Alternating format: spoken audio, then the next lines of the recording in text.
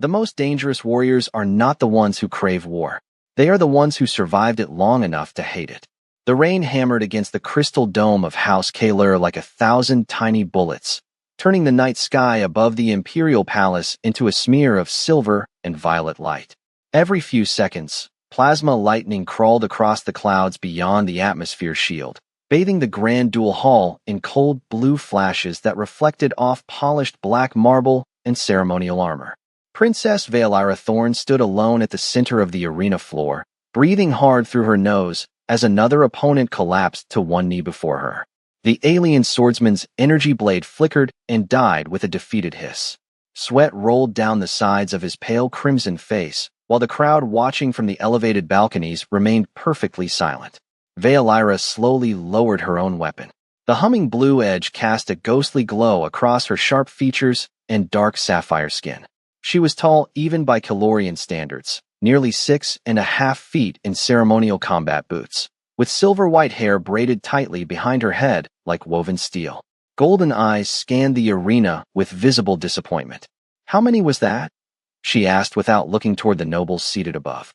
One of the court officials cleared his throat nervously. 17 this month, Your Highness." Vaelira's jaw tightened. "And still no one can last longer than 5 minutes." The defeated swordsman stared down at the polished floor in shame, while servants hurried silently toward him. Outside the dome, thunder rolled across the palace skyline. Huge warships drifted through the storm clouds beyond the city towers like sleeping metal gods. Kaler Prime had spent the last 40 years building the strongest military empire in the sector. Every child in the royal bloodline was raised with a blade in their hand before they learned mathematics. Especially Vaelira. Especially the heir to the throne. She turned toward the observation balcony where the High Council watched her from behind illuminated glass panels. "I asked for a swordmaster," she said coldly. "Not performers." Nobody answered. Immediately, the tension in the room thickened. Even the servants avoided eye contact. Finally, Chancellor Reese stepped forward, his robes whispering softly across the floor. "Your Highness," he said carefully, "we have honored your request." Vaelira narrowed her eyes. "Then where is this legendary warrior you promised me?" The old chancellor hesitated just long enough to irritate her further. Then the massive doors at the far end of the duel hall groaned open with hydraulic slowness. Cold rain-scented air drifted inside. At first, nobody moved. Then a single figure entered beneath the white overhead lights. Not a decorated Calorian general. Not a cybernetic death champion from the outer systems. Just an old human man wearing a dark gray coat that looked more practical than ceremonial. The hall fell completely silent. He walked with a faint limp. No armor. No escort. No visible weapon except for a long black case strapped across his back. His short silver hair was damp from the storm outside, and deep lines marked the corners of his face like cracks in old stone. Vaelira stared at him in disbelief. "This," she said slowly, "is a joke." The human stopped several yards away from her and glanced around the enormous hall without interest. His pale blue eyes moved over the towering statues, the royal banners, the guards gripping pulse rifles near the entrances. He looked unimpressed by all of it. "Princess Vaelira Thorn," Chancellor Reese announced nervously. "This is Elias Mercer of Terra." A faint murmur spread across the balconies. Human. The word carried weight now. Humanity had only entered interstellar politics 80 years earlier, yet somehow they had already developed a reputation for surviving places civilized species avoided. Dangerous climates. Dangerous wars. Dangerous jobs. Vaelira folded her arms. "He's old." Elias looked at her for the first time. There was no fear in his expression. No admiration either. Just exhaustion. "That happens eventually," he replied. Several nobles looked offended by the tone alone. Vaelira stepped closer, boots clicking sharply against marble. "I requested the greatest swordmaster available in Imperial space." "Then you're—" People should have kept looking. A few guards visibly stiffened. One actually reached for his sidearm before Chancellor Reese motioned him down. Vaelira could not remember the last time anyone had spoken to her like that. Most beings either feared her or worshipped her title. This human did neither. It irritated her immediately. "Do you know who I am?" she asked. Elias slowly removed his gloves, revealing scarred hands marked by old burns and faded cuts. "A princess," he answered, "which means everyone around you probably lies for a living." The room became so quiet that Vaelira could hear the soft crackle of rain against the dome overhead. Somewhere beyond the palace walls, distant sirens echoed through the storm. The princess stared at the old human for several long seconds. Then, slowly, something dangerous flickered behind her golden eyes. Not anger. Interest. Real interest. For the first time in years, someone had refused to kneel. The storm intensified after midnight. Rain hammered the transparent dome above the palace hard enough to blur the stars completely, and every few minutes the lights across the grand duel hall flickered beneath the strain of atmospheric interference. Princess Valyra stood near the massive observation windows with her hands clasped behind her back, staring down at the endless city below. Kalar Prime never truly slept. Traffic lanes of civilian ships moved between silver towers like rivers of light, while distant defense cruisers hovered beyond the cloud layer, in perfect military formation. Order, discipline, strength. Those were the first lessons her father had ever taught her. Yet somehow the old human downstairs had disrupted all three in less than 10 minutes. You should have removed him immediately, Commander Therek said from behind her. The armored officer stood rigid near the doorway, broad shoulders wrapped in dark ceremonial plating still wet from the storm outside. He insulted the throne. Valyra did not turn around. No, she replied quietly. He insulted me. The distinction mattered. Therek hesitated before continuing. Humans are unpredictable, especially veterans. Valyra finally looked back toward him.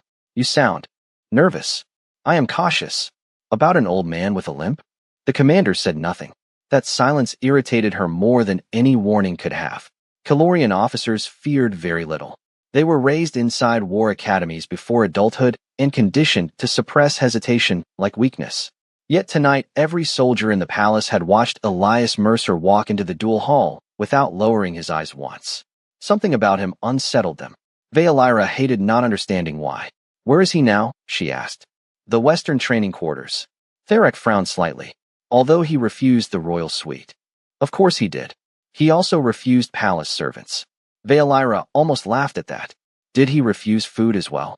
No, Your Highness. Therek sounded genuinely confused now.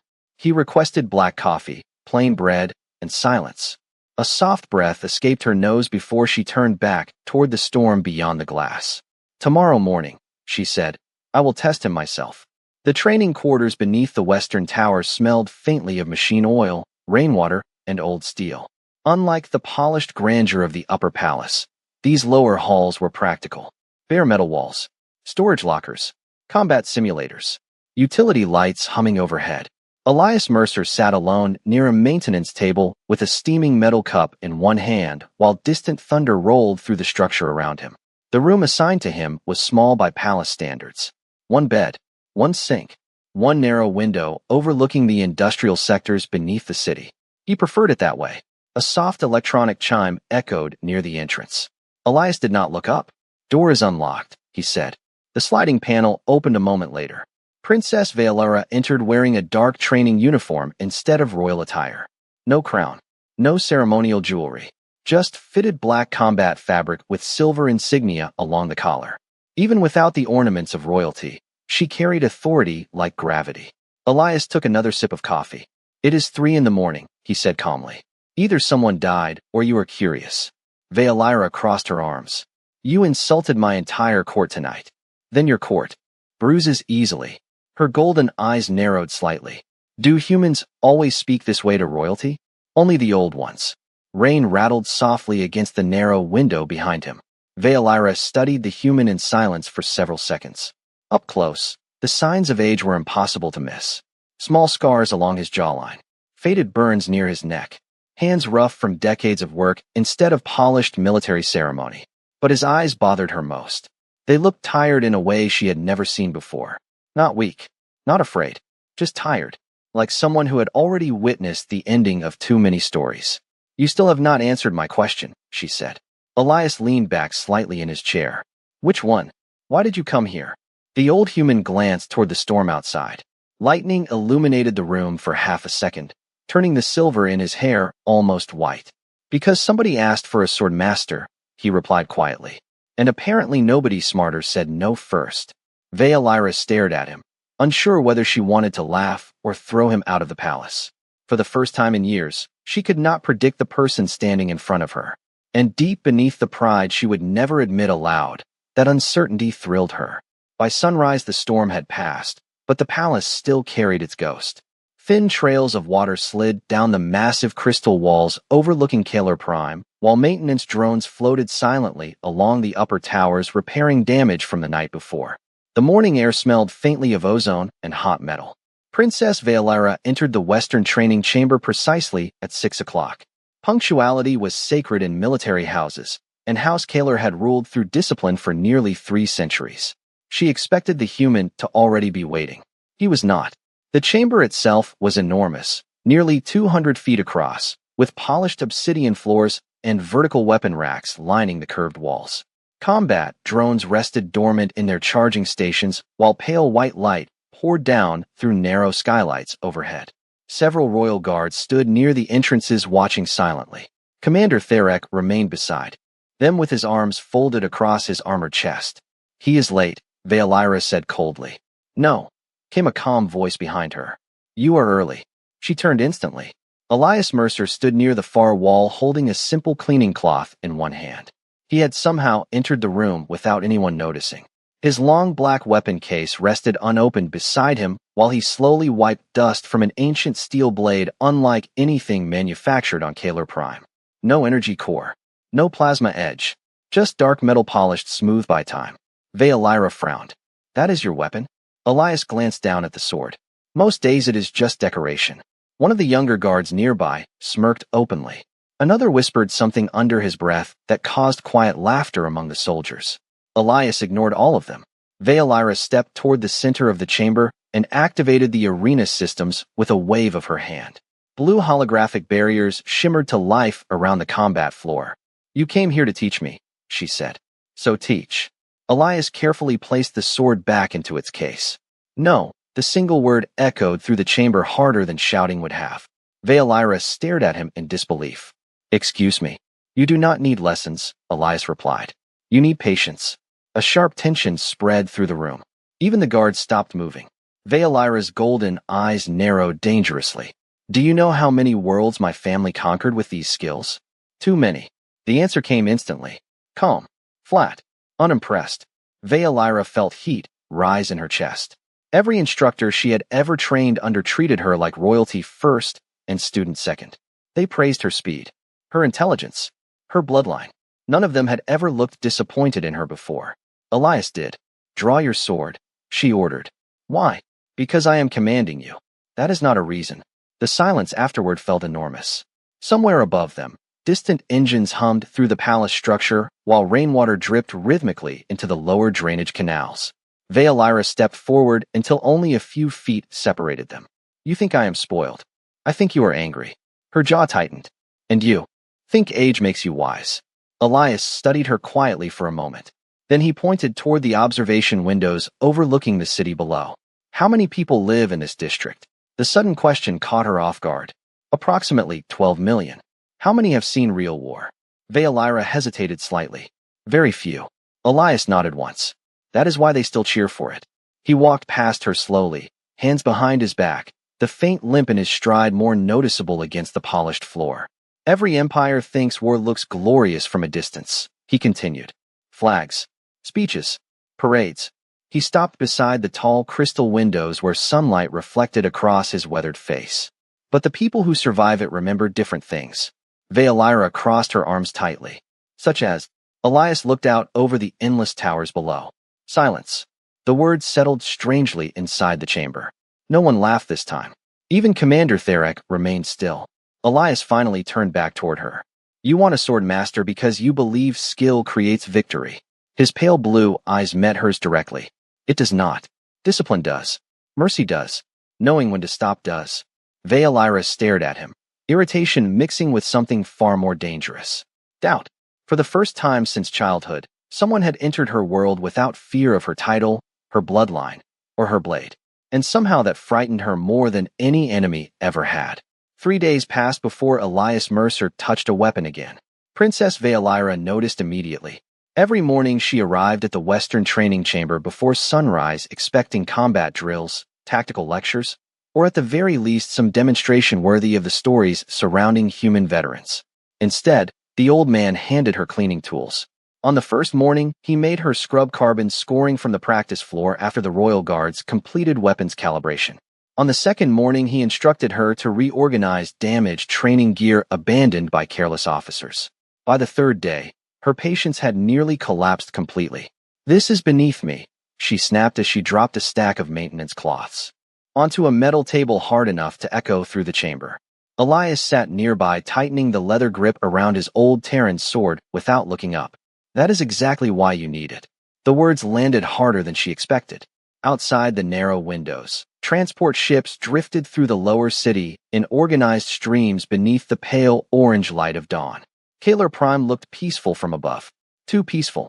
Veilira paced across the chamber with sharp, restless steps while the hum of ventilation systems filled the silence between them. "You are wasting my time," she said. "In 2 months, I inherit command of the 7th Imperial Fleet." Elias finally glanced toward her. "And how many mechanics serve on those ships?" Veilira frowned slightly. "Thousands." "How many janitors?" "I do not know." "Exactly." He stood slowly, favoring his right leg for half a second before straightening fully. "People raised in palaces learn very quickly how to command others. They rarely learn how to notice them." Veilira folded her arms tightly across her chest. "You think cleaning floors makes someone a leader?" "No," Elias replied calmly. "But arrogance makes someone dangerous." The old human walked toward the equipment racks lining the far wall, while overhead lights reflected softly across the silver in his hair. "During the war on Europa Station," he continued, "I once watched a Terran admiral scream at an engineer for delaying launch procedures by 4 minutes. Veilira leaned against the table despite herself. "What happened?" Elias removed a damaged training blade from the rack and examined the fractured edge carefully. The engineer ignored him and kept working. "Why?" "Because there was a fuel leak." He rotated the blade once beneath the light before setting it aside. 4 minutes later, the entire launch deck exploded. Veilira's expression shifted slightly. Elias continued in the same calm tone. "The engineer died sealing the breach manually. The admiral survived." A long silence followed.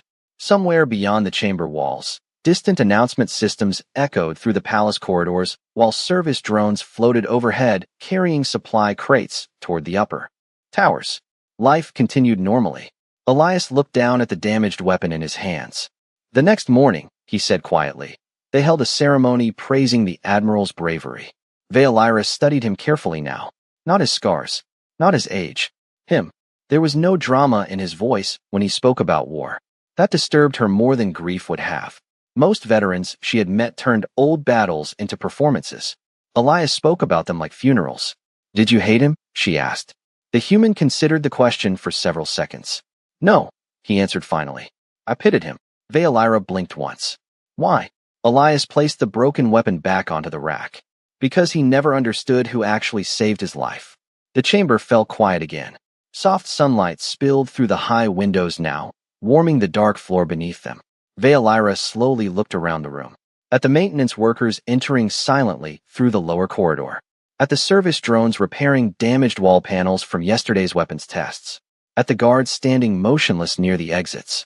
People she normally never noticed. Elias moved toward the door with his old sword resting across one shoulder. "Tomorrow," he said without turning around, "you will join the palace kitchen staff for breakfast preparation." Veilira stared at him in disbelief. "You cannot be serious." Elias paused near the doorway. "Princess," he said calmly, "if your pride can survive holding a sword, it can survive holding a mop."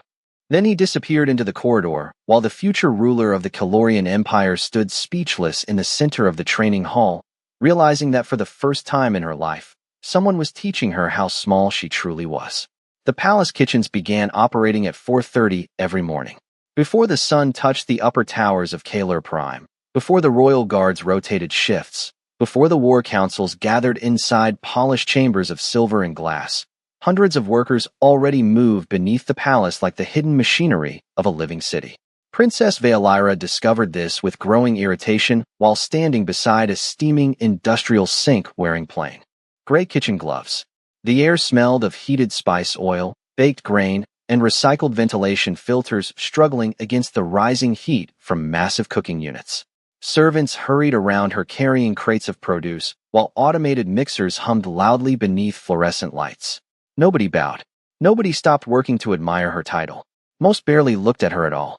Elias Mercer sat quietly near the far wall drinking black coffee from a dented metal cup, as if this entire situation were perfectly normal. You planned this, Veilira muttered while scrubbing residue from a heavy cooking tray large enough to feed 30 people. Obviously, the old human did not even glance up from his cup. You are enjoying this. A little. Veilira shot him an icy stare. Across the kitchen, several workers quickly looked away before she caught them watching. She understood why. The future ruler of the Calorian Empire standing ankle-deep in soap water was not a sight anyone expected to survive the morning. Yet somehow Elias remained completely unconcerned. An older kitchen supervisor with deep blue skin approached, carrying a stack of supply tablets against her chest. Your Highness, she said nervously, those trays are sanitized now. Veilira straightened immediately. Finally, recognition. Good, she replied. Then I will return to training. No, Elias said calmly from behind her. Now she dries them. Veilira slowly closed her eyes. The kitchen supervisor looked horrified. I can assign another worker immediately, she offered. No need, Elias replied. The princess volunteered. Veilira turned toward him sharply. I did not volunteer. Elias took another sip of coffee. Then this is excellent practice for leadership under difficult conditions. A few nearby workers suddenly became very interested in their tasks to hide their expressions. Veilira inhaled slowly through her nose before grabbing another cloth from the counter with enough force to wrinkle the fabric. Hours passed that way. Trays, dishes, supply inventories. Elias never raised his voice once. Somehow that made his lessons more exhausting. By late morning the kitchens finally quieted. Cooking stations powered down one by one while workers dispersed toward other sections of the palace. Sunlight filtered through high ventilation slats now, casting warm gold patterns across the metallic floor. Veilira leaned against a counter, physically tired for the first time in months. Elias approached carrying 2 cups of water. He handed her one silently. She accepted it before realizing what she had done. You manipulated me, she said after a long drink. Probably. Why? Elias rested against the nearby counter, staring out toward the busy service corridors where workers continued moving supplies throughout the lower palace. Because rulers forget things. Veilira frowned slightly. Such as, how ordinary people survive. The answer came softly. Almost tired. Elias watched a young maintenance worker struggling to push an overloaded supply cart through a narrow doorway. Without a word, one of the cooks stepped forward to help him. No ceremony. No reward. Just instinctive kindness before returning to work. Elias nodded subtly toward them. Empires are not held together by admirals, he said. They survive because millions of exhausted people wake up every morning and decide to keep going. Veilira followed his gaze quietly now. The workers around her moved with practiced rhythm despite the heat, noise, and endless labor. She realized she did not know any of their names. Not one. On Terra, Elias continued, there was a phrase old soldiers used after wars ended. What phrase? He looked down into the dark surface of his untouched coffee. The dead become legends. His pale blue eyes lifted toward the workers again. But the living still need breakfast. Veilira stood completely still after that. Somewhere high above them, distant military cruisers thundered across the sky toward orbiting defense stations. The Empire continued preparing for future wars while deep beneath the palace, ordinary people quietly made certain everyone survived another day. For the first time in her life, the future Empress of Kalar began to understand how fragile power really was. The invitation arrived at dusk.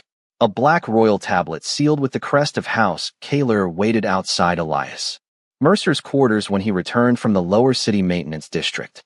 He picked it up slowly, already knowing he would dislike whatever message waited inside. The western tower corridors were unusually quiet tonight. Soft amber lights glowed along the metallic walls while distant thunder rolled beyond the palace shield generators high above the city. Another storm moving in from the northern hemisphere. Elias opened the tablet with his thumbprint and read the message once without expression. Then he sighed. Princess Veilira found him 20 minutes later standing alone on an exterior observation platform overlooking the endless lights of Kalar Prime. Cold wind tugged lightly at the long gray coat hanging from his shoulders. Far below them, streams of traffic crossed the city like glowing veins beneath dark steel towers. You received the summons, she said as she approached. Elias kept his eyes on the skyline. I did. The High Council requested your presence at tomorrow's military assembly. I noticed. Vealira leaned against the railing beside him. That is considered an honor. That usually means it is dangerous. The princess almost smiled despite herself. The old human had become impossible to predict. One moment painfully blunt, the next strangely perceptive in ways that unsettled her more each day. Wind swept across the platform again, carrying the distant scent of rain and reactor exhaust from the lower city sectors. Elias rested both hands on the cold railing in silence for a while before speaking again. Your council wants war. Vealira's expression hardened immediately. The outer colonies attacked our supply convoys. Did they? Elias finally looked toward her. Or did starving people raid military transports carrying food away from their own worlds? The question landed like a blade slipped quietly between armor plates. Vealira frowned. You do not understand Calorian politics. No, Elias replied softly. I understand hungry civilians. A transport cruiser thundered overhead toward the upper docking platforms, its engines vibrating through the steel beneath their feet.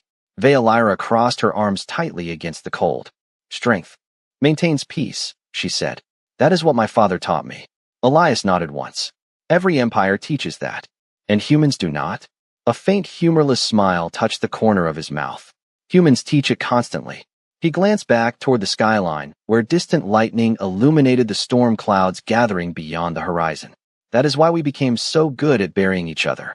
Vealira studied him quietly now. There it was again. That strange sadness buried beneath every calm sentence. Like someone carrying ghosts too heavy to put down. You speak as if war is always meaningless, she said carefully. Elias shook his head. No, sometimes it is necessary. Then what matters? For a long moment the old human said nothing. Wind moved softly through his silver hair, while city lights reflected faintly in his pale blue eyes. What matters, he answered quietly, is whether the people sending others to die are willing to stand beside them. Vealira looked away first. The words unsettled her because part of her already knew the answer. The High Council spoke proudly about sacrifice from rooms guarded by shields and polished marble walls. They celebrated military expansion, while workers below rationed fuel and medicine through entire districts of the capital. She had seen it recently, truly seen it for the first time. Elias pushed himself away from the railing slowly. Tomorrow your council will ask you to become a symbol. I already am one. No, his voice remained calm. Right now you are still a person. The distinction froze her in place. Elias started walking back toward the tower entrance with the faint, uneven limp she now noticed every time he moved. What happens tomorrow, he said without turning around, depends on which one survives. Vealira remained alone on the observation platform long after he disappeared into the corridor. Above the city, thunder rolled through the darkening sky, while distant military ships drifted silently beyond the clouds. Powerful, beautiful, terrifying. For the first time in her life, the future Empress of Kaler looked at her empire and wondered whether strength alone had already begun destroying it from the inside. The High Council chamber sat at the highest point of the Imperial Palace, suspended beneath a massive transparent dome that overlooked the storm-covered skyline of Kaler Prime. Lightning crawled across the clouds beyond the shield barrier, while rows of silver holographic displays floated above the circular chamber floor like cold blue ghosts. Military officers, nobles, governors, and fleet commanders filled the elevated tiers surrounding the center platform, where Princess Vealira stood beneath the symbol of House Kaler. Every eye in the room followed her. Every screen displayed the same thing: burning supply routes, border conflicts, rebel activity spreading through the outer colonies. The Empire wanted a response. Chancellor Reese stepped forward slowly, his dark ceremonial robes reflecting the pale light overhead. Your Highness, he announced, the 7th Fleet awaits authorization. Murmurs spread softly through the chamber. Vealira remained perfectly still. Across the room, Elias Mercer leaned silently against the far wall near one of the security entrances, almost invisible among the palace staff and guards. No formal uniform, no rank insignia, just an old human standing quietly while powerful people prepared to reshape millions of lives with a vote. The outer systems grow unstable, Admiral Sarek declared from the council tier above. His armor gleamed beneath the chamber lights like polished obsidian. Weakness now invites rebellion later. Several nobles nodded immediately. Another governor rose from his seat. The colonies already refuse taxation quotas. If we hesitate, others will follow. Vealira listened without speaking. The room felt different after the last few weeks. Before Elias arrived, these discussions had always sounded clean to her. Strategic. Necessary. Now she noticed what was missing. Nobody talked about civilians. Nobody mentioned hunger. Or fear. Or what happened after fleets arrived. They discussed worlds the way merchants discussed inventory. Chancellor Reese turned toward her formally. Princess Vaelira Thorn, he said. As future ruler of the Empire, the Council requests your authorization to deploy military intervention. Silence followed. Heavy. Expectant. Vaelira slowly looked around the chamber. Hundreds of faces watched her with confidence. Pride. Anticipation. They already believed they knew what she would say. Outside the dome, thunder rolled across the dark sky. Elias remained motionless near the wall, his pale blue eyes fixed quietly on her. He gave no signal. No guidance. Only silence. The same silence he spoke about when discussing war. Vaelira inhaled slowly. How many civilian settlements exist within the targeted systems? Several council members exchanged surprised glances. Admiral Sarek frowned. Approximately 83 major colonies. Food stability? Another pause. Declining, one logistics officer admitted carefully. Medical shortages? Moderate to severe in several districts. Vaelira's golden eyes hardened slightly. And our solution is to send warships? The chamber shifted uneasily. Chancellor Reese stepped forward again. Your Highness, strength prevents larger conflict. Vaelira heard the sentence clearly because she had repeated it herself her entire life. But now it sounded rehearsed. Hollow. She looked briefly toward Elias again. The old human stood completely still beneath the pale chamber lights, carrying the same exhausted expression he always wore whenever powerful people discussed war from safe distances. Then suddenly alarms exploded across the chamber. Sharp red emergency lights flooded the dome while security systems activated with deafening electronic warnings. Several council members shouted in confusion as holographic displays flickered violently overhead. Security breach, a guard yelled through the chaos. Internal systems compromised. The massive chamber doors slammed shut automatically. Sparks erupted from one of the control panels near the upper balcony, while armed palace security rushed toward defensive positions around the council tiers. Vaelira instinctively reached for the ceremonial blade at her side. Report, she demanded. Unknown insurgent signatures inside the palace. Commander Tharek answered into his comm device, face tense beneath the flashing red emergency lights. This is coordinated. Across the chamber, fear spread faster than discipline. Nobles backed away from the center platform, while several governors shouted over each other, demanding extraction routes. The Empire suddenly looked far less immortal than it had 10 seconds earlier. Through all of it, Elias Mercer remained calm. He slowly pushed himself away from the wall and glanced upward toward the sealed exits above the council chamber. Then his eyes narrowed slightly, like a man recognizing something he had seen too many times before. Vaelira saw the change instantly. What is it? She asked. Elias looked toward the frightened council members scrambling beneath the red emergency lights. This, he said quietly, is how wars really begin. Red emergency lights pulsed across the council chamber in slow, violent waves, turning every polished surface crimson. The transparent dome above flickered beneath the strain of overloaded shield systems, while distant alarms echoed through the upper towers of the palace like mechanical screams. Princess Vaelira stood at the center platform with one hand resting on the hilt of her ceremonial blade as security forces rushed to defensive positions around the chamber. The nobles who had spoken confidently about war only minutes earlier now looked pale beneath the flashing lights. Seal all lower access corridors, Commander Tharek barked into his communicator. Protect the council tier. A sudden explosion rattled the chamber hard enough to shake dust loose from the upper framework. Several governors stumbled backward in panic while holographic displays burst into static overhead. Through the chaos, Elias Mercer moved calmly toward the center floor. Not quickly, not dramatically, calmly, like a man walking through familiar weather. Vaelira noticed something strange immediately. The old human was no longer limping. The subtle weakness in his stride had disappeared completely. Elias, she called sharply. He stopped beside her without taking his eyes off the sealed entrance doors below the council platform. How many exits? He asked quietly. For primary corridors. Too many. Another impact shuddered through the chamber. Somewhere beneath them came the distant metallic groan of forced blast doors opening against palace lockdown protocols. Commander Tharek looked toward the lower levels, expression tightening beneath his armor. Internal security has collapsed on decks 6 through 9, he reported grimly. This was planned from inside the palace. Elias nodded once, unsurprised. It always is. Veilira looked at him carefully now. The exhaustion remained in his eyes, but something colder had surfaced beneath it. Focus.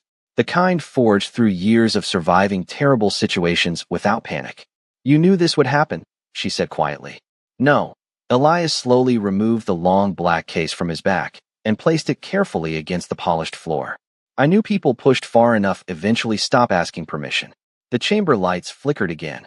Then the lower blast doors exploded inward beneath a shower of sparks and smoke. Armed insurgents rushed into the corridor beyond the council chamber, wearing stolen palace armor marked with the faded insignias of outer colony militias. Panic erupted instantly among the council tiers. Guards raised pulse rifles. Nobles shouted. Several officials dropped to the floor behind their seats. Veilira instinctively reached for her weapon. Elias touched her arm once. No, she stared at him. They are inside the palace. And terrified. The old human looked toward the frightened figures flooding the corridor entrance. Most looked young, exhausted, desperate. Not elite soldiers. Survivors. Elias stepped forward alone before the palace guards could fire. Red emergency light washed across his weathered face as he stood between the armed insurgents and the council chamber. Everybody stays calm, he said firmly. One of the militia fighters raised a shaking plasma rifle toward him. Move aside, human. Elias glanced at the weapon briefly. You do not want to do this. They starved our systems for 10 years, another insurgent shouted from behind the smoke-filled corridor. They let our children die while they built more warships. The council chamber fell silent except for distant alarms and the low hum of overloaded shield systems above. Veilira looked slowly toward the council members. Surrounding her, none met her eyes. Elias remained perfectly still. I know, he said quietly to the insurgents. The answer stunned everyone. Even the militia fighters hesitated. Elias looked at the frightened young man holding the rifle. And if you fire into this room, he continued calmly, the Empire will call you monsters instead of listening to why you came. The young insurgent's hands trembled visibly now. Fear, anger, grief. Elias recognized all of it instantly because he had worn those same expressions once himself. Slowly, carefully, the old human reached down and opened the black weapon case at his feet. Inside rested the ancient Terran sword wrapped in dark cloth. The chamber seemed to hold its breath. Elias removed the blade with both hands. No glowing energy edge. No advanced technology. Just steel worn smooth by decades of survival. Veilira stared at him in disbelief. You said it was decoration. Elias looked toward the terrified militia fighters standing inside the ruined corridor entrance. Then toward the frightened council members hiding behind marble seats. I lied, he answered softly. And for the first time since arriving on Kalar Prime, the old warrior finally looked exactly like the legend everyone had been too blind to recognize. The council chamber remained frozen in silence as Elias Mercer stood beneath the flashing emergency lights with the ancient Terran sword resting loosely in his hand.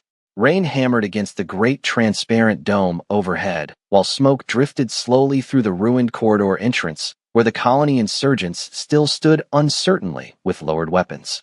Nobody moved. Not the guards. Not the nobles. Not even the frightened young militia fighter staring at the old human like he had just stepped out of a ghost story. Princess Veilira watched Elias carefully from the center platform, and for the first time since meeting him, she understood something terrifying. The old man had never been unimpressive. He had simply spent weeks choosing not to frighten anyone. Elias slowly stepped forward until he stood directly between the insurgents and the council chamber. His voice remained calm. Tell me your names. Several militia fighters exchanged confused looks. One young woman near the front tightened her grip on a damaged plasma rifle. Why? Elias glanced toward the frightened nobles hiding behind polished marble desks. Because dead people deserve names. The answer hit the room harder than shouting ever could. The young fighters hesitated. Finally, the man closest to Elias swallowed nervously. Terran, he said quietly. Elias nodded once. Good. He pointed toward another. And you? Mira. One by one, the insurgents answered. Not rebels now. Not terrorists. Just exhausted people with names. Veilira noticed the shift immediately. Even Commander Tharek lowered his weapon slightly. Elias listened to every name carefully before speaking again. You came here because nobody listened before this. Terran's jaw tightened. Our colonies are dying. I know. Then move aside. Elias looked at the frightened council members surrounding the chamber. If I do that, he said softly, everyone in this room leaves believing fear was the only language you had left. The old human lowered the sword slowly until its tip rested harmlessly against the polished floor. And you deserve better than that. Silence followed. Long, heavy, real. Veilira looked around the chamber at the people she had trusted her entire life. Powerful governors unable to meet the eyes of starving citizens. Admirals who spoke proudly about sacrifice while hiding behind armored walls. Then she looked at Elias. One tired old human who somehow treated frightened rebels and frightened rulers with exactly the same honesty. Slowly, Princess Veilira stepped down from the center platform. Gasps spread quietly through the council tiers as she walked past the armed guards and stopped only a few feet from the insurgents themselves. Your grievances will be heard, she said firmly. Publicly, not buried beneath military reports. Chancellor Reese looked horrified. Your Highness, this is highly irregular. So is starving our own citizens, Veilira interrupted sharply. The chamber fell silent again. Terran stared at her uncertainly. Why should we trust you? Veilira glanced briefly toward Elias. The old human simply stood, there beside her with rainwater dripping faintly from the edge of his silver hair beneath the flashing emergency lights. Calm, patient, waiting. Because, she answered quietly, I finally started listening. Hours later, the storm over Kaler Prime began to fade. Emergency crews repaired damaged corridors while exhausted guards escorted the insurgents safely from the palace under negotiated protection orders. No executions, no retaliations, no speeches celebrating victory, just tired people finally talking instead of bleeding. Elias stood alone on the exterior observation platform, watching dawn slowly rise beyond the city skyline. Pale gold sunlight broke through the clouds in scattered beams across the endless towers below, while distant traffic resumed normal patterns through the waking capital. The palace doors slid open behind him. Veilira stepped onto the platform, carrying 2 cups of black coffee. You disappeared before the council could thank you, she said. Elias accepted the cup carefully. I have survived enough politicians to know when to escape early. A small laugh escaped her before she could stop it. The sound surprised both of them. For a while they simply stood there in comfortable silence watching the city wake beneath the morning light. Then Veilira glanced sideways toward him. You never answered my original question. Elias raised an eyebrow. Which one? Why did you really come here? The old human stared out across the skyline for several long seconds. Because, he said quietly, I got tired of watching young people inherit broken worlds from proud old men. Veilira looked down into her coffee cup, hiding the faint smile pulling at the corner of her mouth. You realize, she said carefully, that technically you are also an old man. Elias sighed heavily. That explains the back pain. This time she laughed openly. Warm, unguarded, human. The sound echoed softly through the morning air while sunlight reflected across the glass towers of Kaler Prime. Elias looked at her then. Really looked at her. Not a princess. Not an heir. Just someone trying very hard to become better than the world that raised her. What happens now? She asked. Quietly. Elias took a slow sip of coffee while dawn spread gold across the horizon. Now, he said. Now you learn how to rule.